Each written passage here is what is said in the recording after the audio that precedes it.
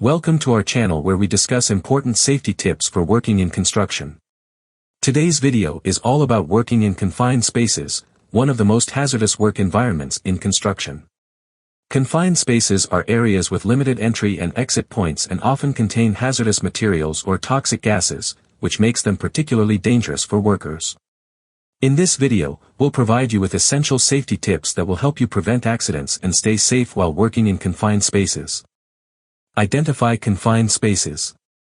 Identifying confined spaces is an important step in ensuring worker safety in construction sites. Confined spaces are areas with limited entry and exit points and are not designed for continuous occupancy. These spaces can be hazardous and potentially dangerous for workers due to factors such as poor air quality, the presence of hazardous materials or substances, and the potential for injury. Examples of confined spaces in construction sites include tanks, vessels, silos, sewers, and tunnels. It's important to note that not all small spaces are confined spaces. A confined space must also meet the criteria of having limited entry and exit points and potential for hazardous conditions. To identify confined spaces, employers can conduct site surveys, review blueprints, and consult with employees who work in or around these spaces. It's important to consider factors such as the size of the space, the presence of hazardous materials or substances, and whether the space has limited entry and exit points. OSHA requires employers to determine if there are confined spaces in the workplace and to inform employees of their location and the hazards associated with them. By identifying all the confined spaces in your workplace, you can take the necessary steps to ensure the safety of workers who enter or work around them. This includes implementing safety measures, providing training to workers, and regularly reassessing the identification of confined spaces. Develop a confined space entry program. Developing a confined space entry program is an important step in ensuring worker safety in construction sites. A confined space entry program is a written plan that outlines the procedures and protocols that workers must follow when entering a confined space. The goal of this program is to ensure that workers can safely enter, work, and exit confined spaces without exposing themselves to unnecessary risks. Here are some key steps to developing a confined space entry program. Identify confined spaces. As we discussed earlier, the first step in developing a confined space entry program is to identify all the confined spaces in your workplace. Evaluate the hazards. Once you've identified the confined spaces, you need to evaluate the hazards associated with each space.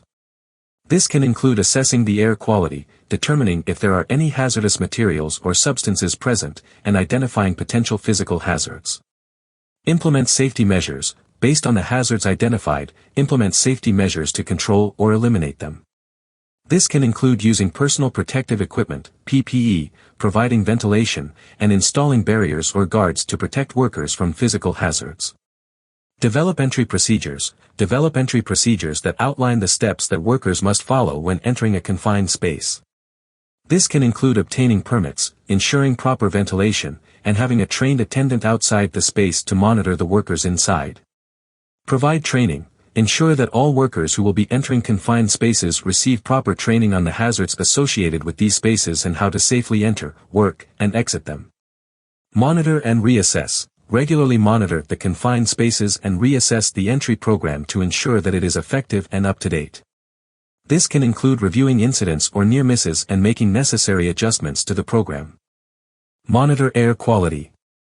Monitoring air quality is an essential safety measure in construction sites, especially in confined spaces. Poor air quality can be hazardous to workers' health, leading to respiratory problems, dizziness, and even death. Monitoring air quality involves measuring the levels of various gases and substances in the air to ensure that they are within safe levels. Here are some key points to consider when monitoring air quality in construction sites. Identify the confined spaces. The first step in monitoring air quality is to identify all confined spaces in the workplace. Confined spaces may include tanks, vessels, silos, and tunnels, among others. Identify potential airborne hazards. Once the confined spaces have been identified, determine the potential airborne hazards that may be present. These may include gases such as carbon monoxide, hydrogen sulfide, or methane, or other airborne contaminants such as dust, fumes, or vapors. Select appropriate air monitoring equipment. Select appropriate air monitoring equipment to measure the levels of the identified hazards. This may include portable gas detectors, dust monitors, and personal air samplers. Conduct air quality tests. Conduct air quality tests before workers enter the confined space to ensure that the air is safe to breathe. These tests should be conducted regularly, especially if the work environment changes. Evaluate results and take action. Evaluate the results of the air quality tests, and take action if hazardous levels are detected. This may involve ventilating the confined space, using appropriate PPE, or even postponing work until the air quality is safe. Communication. Communication is a critical aspect of safety when working in confined spaces on construction sites. Effective communication can help workers stay safe by allowing them to communicate with each other and coordinate their actions.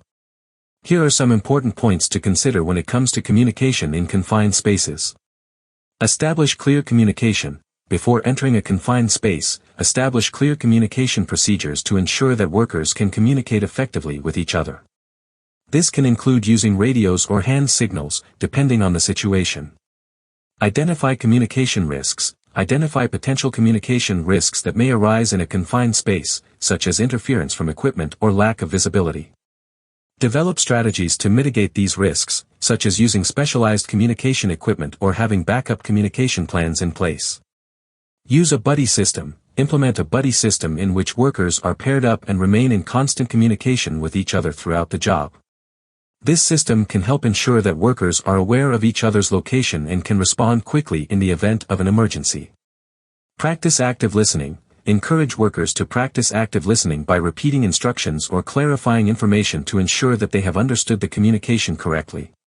Conduct regular communication checks. Conduct regular communication checks to ensure that communication equipment is functioning properly and that workers are able to communicate effectively with each other. Train workers on communication. Train workers on the importance of effective communication in confined spaces and provide them with the necessary skills and tools to communicate safely and effectively. Develop a communication plan. Develop a communication plan that outlines the procedures, equipment, and backup plans to be used in the event of communication failures or emergencies. Use visual communication. Use visual communication tools such as posters or signs to convey critical safety information in confined spaces where verbal communication may not be possible. Include language translation. Consider language translation for workers who speak different languages to ensure that they are able to communicate effectively with each other and understand safety procedures. Conduct pre-entry briefings. Conduct pre-entry briefings to ensure that all workers are aware of the communication plan, safety procedures, and potential hazards of the confined space. This can help prevent miscommunications and ensure that everyone is on the same page before entering the space. Use appropriate personal protective equipment, PPE. Using appropriate PPE is a critical aspect of maintaining worker safety in construction sites, especially in confined spaces. PPE is designed to protect workers from hazards that they may encounter while performing their jobs. In confined spaces, PPE is essential as workers may be exposed to hazardous substances, poor air quality, and physical hazards. Here are some key points to consider when using appropriate PPE. Identify hazards. The first step in determining the appropriate PPE is to identify the hazards associated with the confined space. This can include assessing the air quality, determining if there are any hazardous materials or substances present, and identifying potential physical hazards. Determine the appropriate PPE. Based on the hazards identified, determine the appropriate PPE that workers will need to wear. This can include respiratory protection, eye protection, hearing protection, gloves, and safety shoes or boots. Train workers on PPE use. Ensure that workers are properly trained on the proper use of PPE. Workers must know when and how to use the PPE, as well as how to properly maintain and store it. Inspect and maintain PPE. Regularly inspect and maintain PPE to ensure that it remains in good condition and is functional. If any damage or wear is found, replace the PPE immediately. Provide adequate storage. Ensure that PPE is stored properly to prevent damage or contamination. PPE should be stored in a clean and dry area, away from direct sunlight and chemicals. Emergency plan. Developing a confined space emergency plan is an essential aspect of safety on construction sites. A confined space emergency plan outlines the steps to be taken in the event of an emergency in a confined space, such as a gas leak, equipment malfunction, or other hazardous situation. Here are some key points to consider when developing a confined space emergency plan.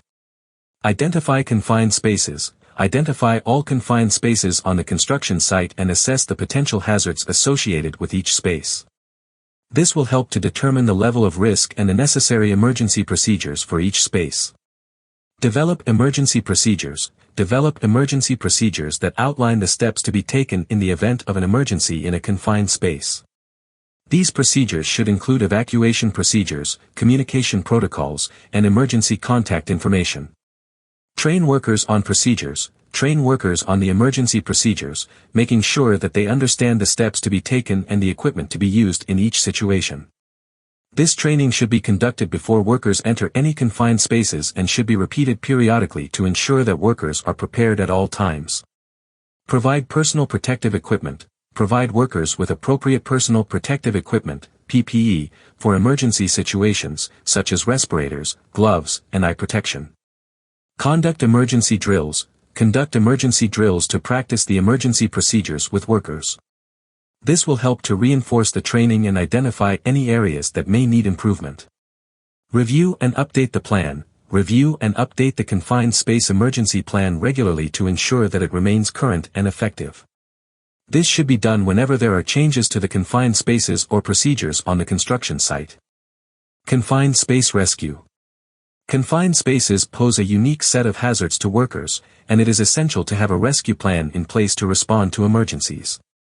Here are some key points to consider when it comes to confined space rescue in construction sites.